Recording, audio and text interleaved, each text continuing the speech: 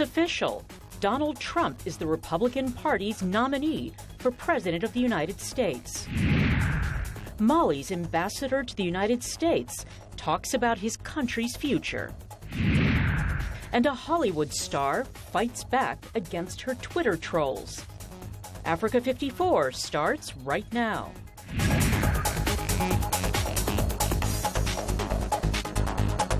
Good evening, I'm Esther Gidoyuot. This is Africa 54.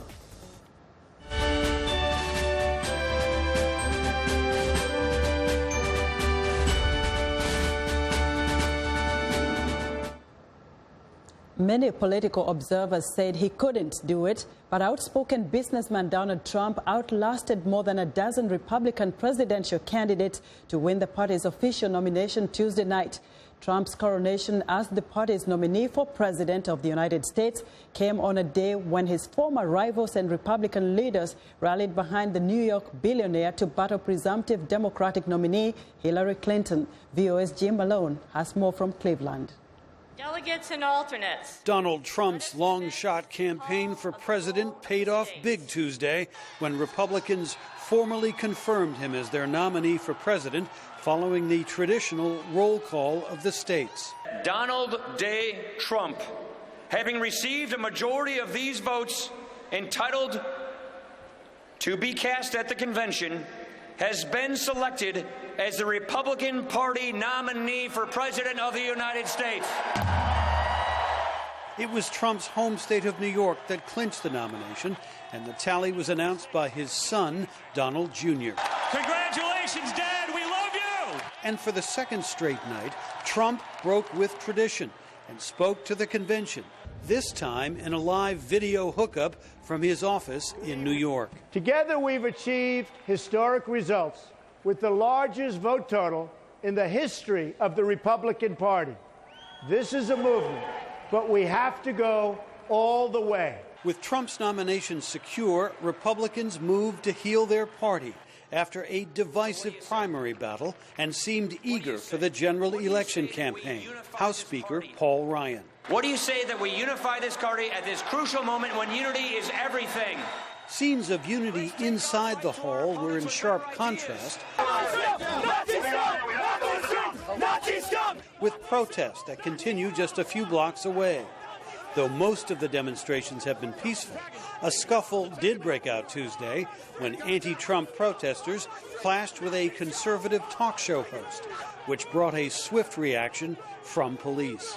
He understands. Meanwhile, former rivals for the nomination, including retired surgeon Ben Carson and New Jersey Governor Chris Christie, took aim at Democrat Hillary Clinton. We know exactly what 4 years of Hillary Clinton will bring.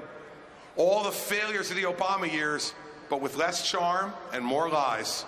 Josh Price, a Trump delegate from New York, says the country is ready for a political outsider. I think that he comes across very well as someone who's blunt, who's direct, and who doesn't talk like a politician. Ohio delegate Dan Carter opposed Trump in the primaries, but is now ready to back him. I mean, there's always animosity.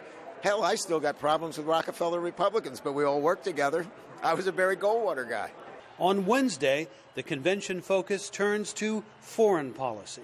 Jim Malone, VOA News, at the Republican National Convention in Cleveland. Now, in the middle of the Republican convention activity in Cleveland, Ohio, is Africa 54's Vincent Makori. Vincent, now it's official that Donald Trump is the presidential nominee for the Republican Party, and all eyes will be on him Thursday night when he speaks. What does he have to say to win over those crucial undecided voters? Well, Esther, you can be sure that he will tell them he is a good man who means well for America. He will obviously tell them that he is not a traditional politician. He's a kind of an outsider. He's not necessarily politically correct all the time, but he has a great plan to make America great again. Be sure he will remind them that if they don't come over to his side, Hillary Clinton will win this election, and to them that will be more of the same for the next 4 or even 8 years. And they will obviously remind them that he is not a racist, but is a person concerned about the safety of this country, and therefore decided to take a tougher stance on immigration and as well as the fight against terrorism.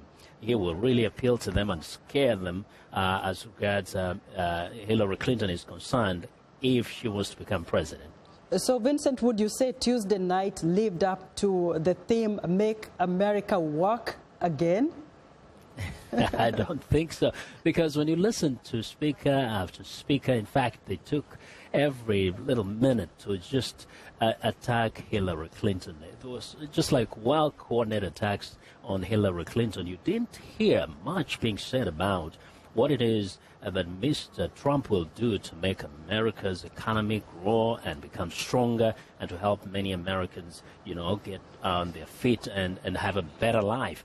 Well, we can say one that stood out was a speech by Donald Trump Jr. He really came out strongly, very articulately, talked about his father and how he values hard work, how he is a man who believes that there's nothing impossible to do if you put your mind to it, and therefore connected this to how he would perform as a president of this country and how he could improve this country, because he loves people, he loves hard work, and he appreciates people who work hard, even if they're not as highly educated as some may be. And so perhaps that one, but the rest of them, I think they spend most of their time just attacking Hillary Clinton. Okay, and Vincent, tomorrow's theme, what is it on Wednesday, and who are the speakers tomorrow?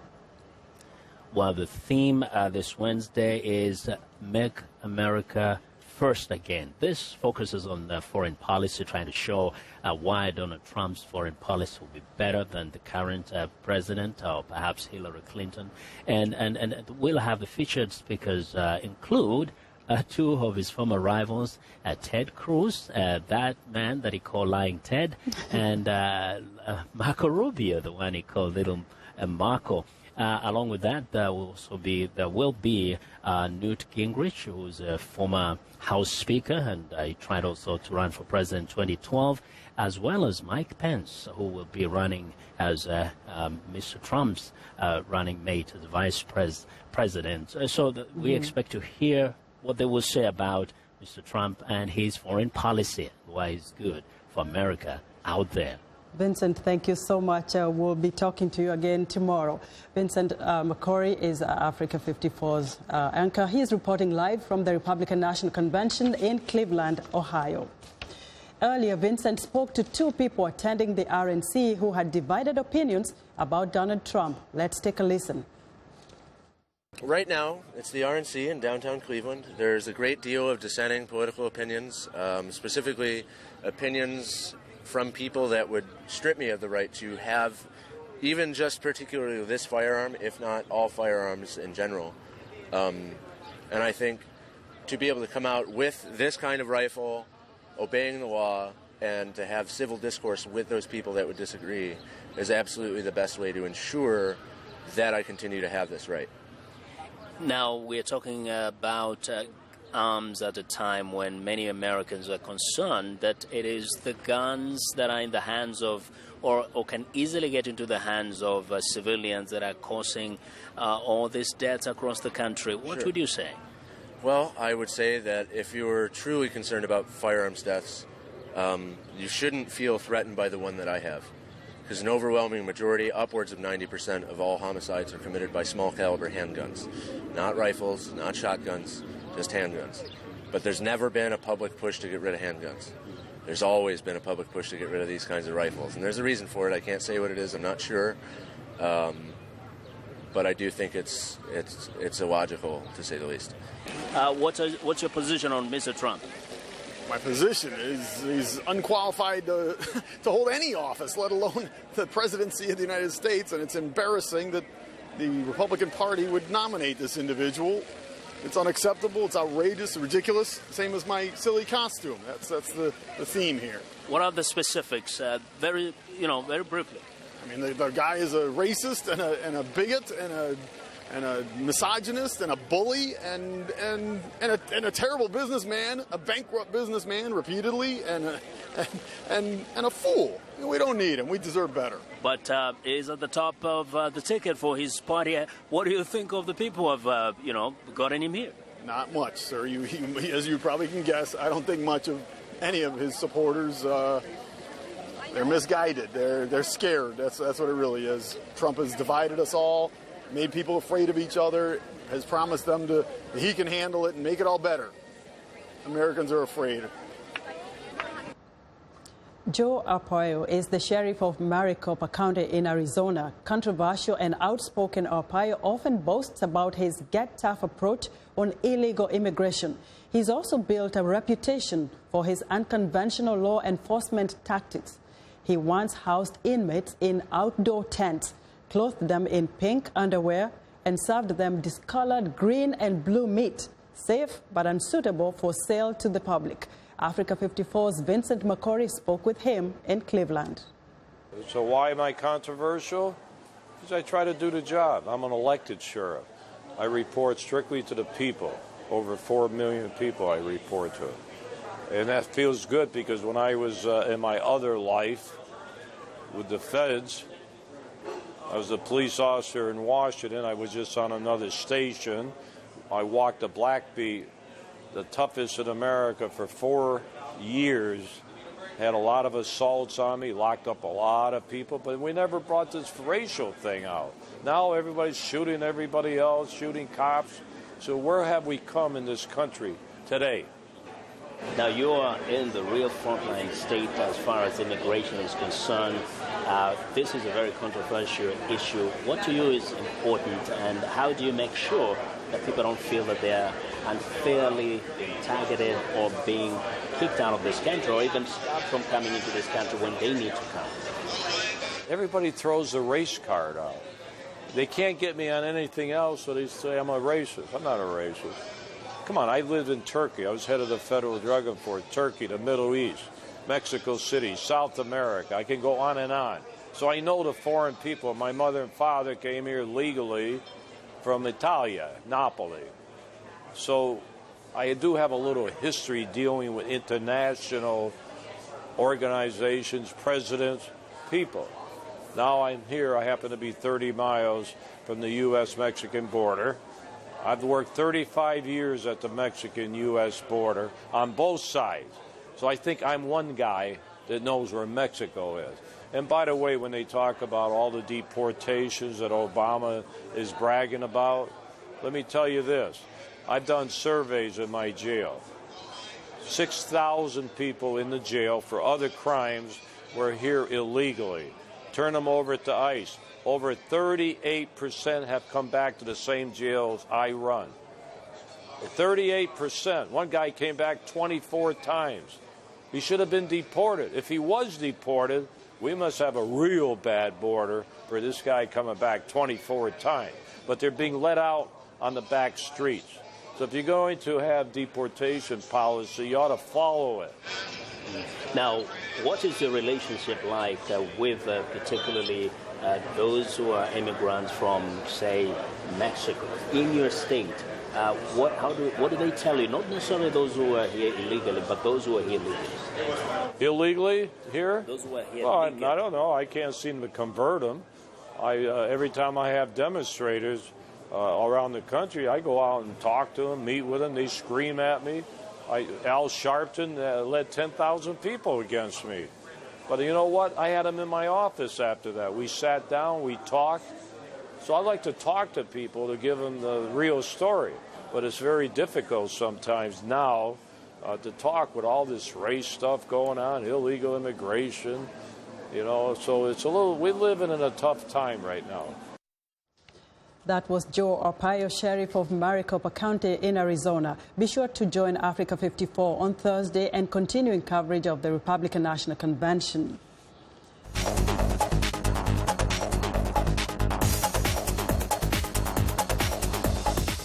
Turning to business news, the telecommunications sector is improving Africa's gross domestic product as sub-Saharan Africa struggles with economic challenges. Joining us now with more is Africa 54 business correspondent Jill Malandrino in New York. Hello, Jill. Hi, good afternoon. So we've been focusing on industries outside of the commodity sector when examining the future of Africa's economy. Just last week, we featured the exploding entertainment industry in Nigeria, and now I want to highlight some areas of technology and communications. Developed nations are virtually saturated with different types of telecommunications, while Africa is still promising for investments and huge opportunity exists for growth in the industry. We're seeing numerous deals between Chinese, European, and Middle Eastern countries and Africa as the information superhighway expands. According to KPMG, straightforward subscriber growth is slowing in the rest of the world, while Africa shows only 47% market penetration and offers 500 million potential mobile subscribers. So besides the demographics, Jill, what has happened in the sector to make the African markets attractive? So the liberalization of the sector, the extension of services by multinational conglomerates, and the active competition currently in place in the sector have all contributed to the telecom revolution. Since the processes of liberalization and privatization have been taken into consideration, their telecommunication infrastructures have improved drastically. Many African governments have developed their telecommunication infrastructure by privatizing their former state-owned enterprises. As a result, the telecom sector in the African sector has opened up new avenues of business opportunities. So if you can give us maybe an example, a local example of technology and how mobile applications actually are helping the average African in the continent. I'm really excited. Yeah, I can certainly share a great story. I'm really excited to share this story. I came across this morning on SciDev. A mobile phone-based innovation that can predict rain is helping farmers in 6 sub-Saharan African countries: Côte d'Ivoire, Ghana, Mali, Nigeria, and Senegal. And this app is going to improve crop yields and optimize food production through information and communication technology, or what's called ICG. It's a weather forecasting model that produces GPS-specific forecasts. It was created by Swedish-based Ignatia, and now it wants to expand in other West African countries. For these farmers, especially those in the dry climates of sub-Saharan Africa, the slightest change in weather could result in significant losses. A cocoa farmer from Ghana said using the forecast more than doubled his yield last year, and nearly 80,000 users have subscribed in just 6 months. Jill, technology advancing Africa in so many ways. Thank you so much, Jill. Thank you. Jill Malandrino is Africa 54 business correspondent, reporting there live from New York. We want to know what you think about Africa 54 and the stories we cover. Join the conversation on Facebook. The address is Africa 54, and check out our headlines 24/7 on voaafrica.com. Coming up, Mali's ambassador to the United States on how the country is tackling security challenges. Stay with us.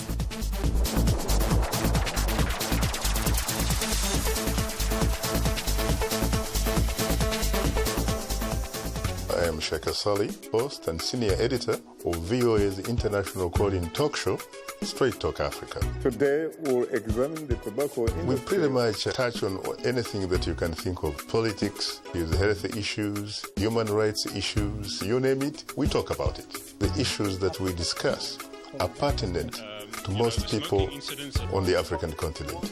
A very, very rare and unique opportunity to interact with their leaders.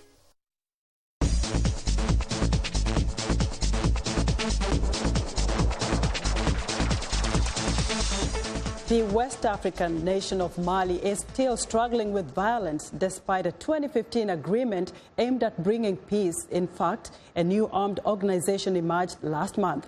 But as we hear in this week's one-on-one with Peter Clotty, Mali's ambassador to the United States, Tiena Coulibaly, remains extraordinarily hopeful about his country's future.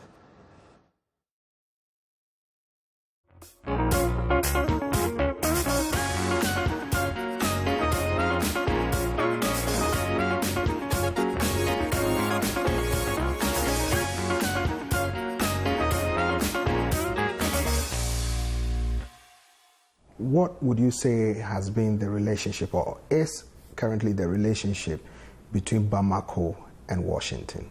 The U.S. is very much involved in the health sector, human health sector, is involved in local development. The U.S. has signed just last year a very, very, very important development program with the USAID. After the rebellion that has occurred in 2012, we have had negotiations in Alger in which the U.S. was again committed And so during those negotiations, everybody agreed that the North is somehow backwards compared to the South in development basis, and for that reason, the government has decided that it will invest a lot of money in the North so that the North would catch up. How does that help your government in resolving some of the security challenges that you face in the North? We have now, I think, 12,500, something like that. So we'll have 2,500 more to make it a total of 15,000 people.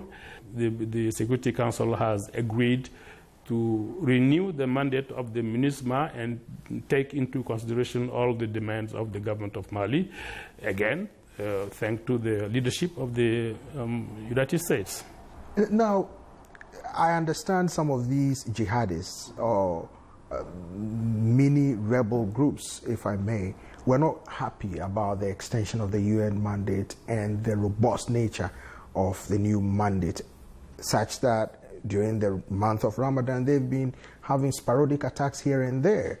How is your government resolving to combat those kinds of attacks? The main way for us to fight on our part of the jihadists is to have those joint patrols between the armed forces, the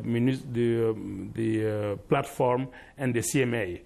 But aside of that, of course, we need a bigger contribution of the UN forces. That is what's new in the more robust mission of the MINUSMA. Let me ask you, is there a government plan to boost business activities, development plans up north? The president of Mali is very, very committed in the implementation of the peace process.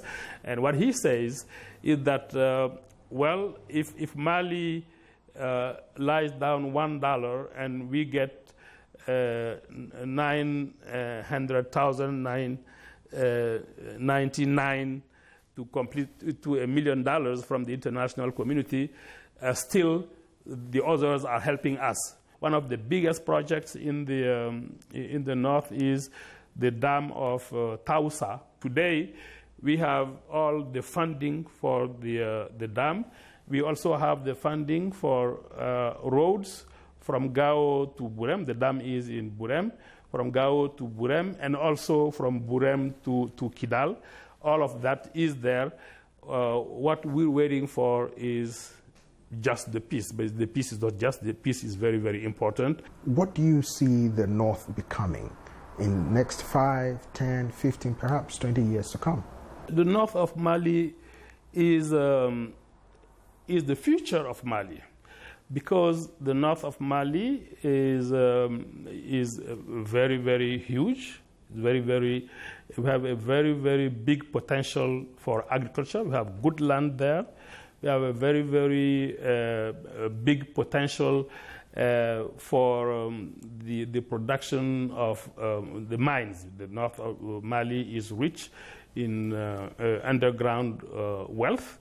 And, well, it is the region in which more development can be. I expect that all the funds that have been promised to Mali, when all of that is there, there will be actually a move of the population from the south of Mali to the north, and that the land will be better occupied than it is now. So the north of Mali is the future of Mali. That's the way I see it. Thank you, Ambassador Coulibaly. Sure. Thank you. Thank you. Thank you.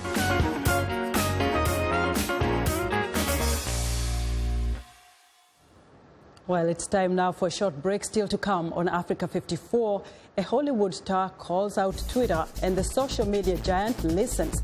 We'll be right back.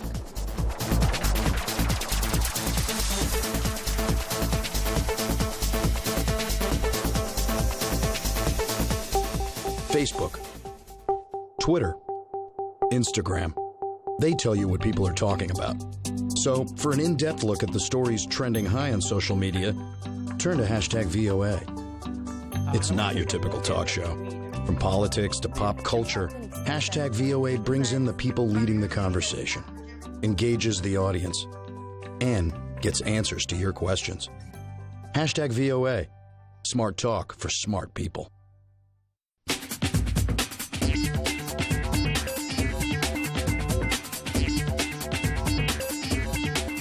Welcome back to Africa 54. Here's what's trending. Madonna wasn't strutting on stage, but instead she was walking around the construction of a new children's wing for a hospital in the Malawian city of Blantyre earlier this week. The addition to the hospital is funded by Madonna's charitable organization, Raising Malawi, which the music icon has worked with since 2006. The new facility will include the nation's first pediatric intensive care unit, 3 operating theaters dedicated to children's surgery, a day clinic, and a 50-bed ward. Madonna has 2 Malawian-born adopted children, 11-year-old David Banda and Mercy Chifundo James. Next up, under a barrage of hateful posts on Twitter, Ghostbusters star Leslie Jones says she was in a personal hell and urged the social networking service to do more to eradicate abuse. In a series of posts, Jones says she was pummeled with racist tweets. She retweeted numerous tweets directed at her with pictures of apes. The recently released Ghostbusters has spawned a flood of criticism online. Many, however, came to her defense, tweeting under the hashtag #LoveForLeslieJ.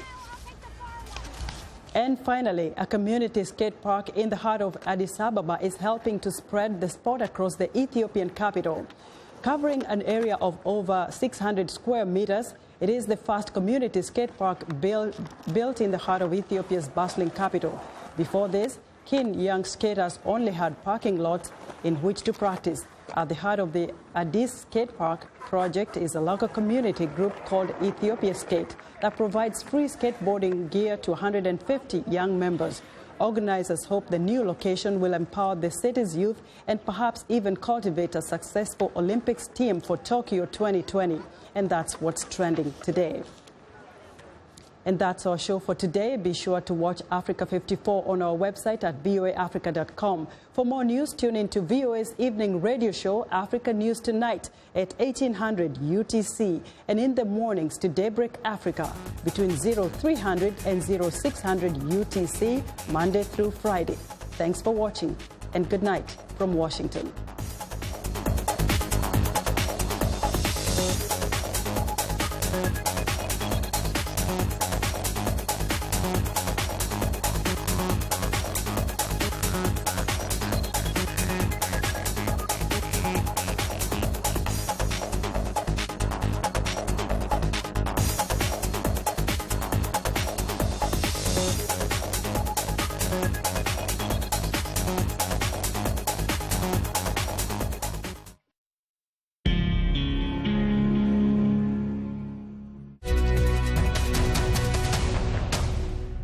Welcome to the Voice of America's News Words.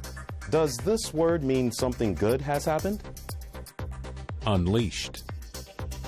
The president is sending Secretary of State John Kerry to the Middle East to help build a coalition to defeat the militants who have unleashed a wave of violence that has included attacks on Iraq's Christians and other minority communities, and recently the videotaped killing of American journalist James Foley. Unleashed means to let something very powerful happen quickly.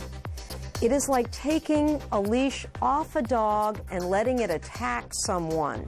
In our story, the militants unleashed or set off a wave of violence. Usually, unleashed does not mean something good. So, the next time you hear the word unleashed, you will know what this news word means.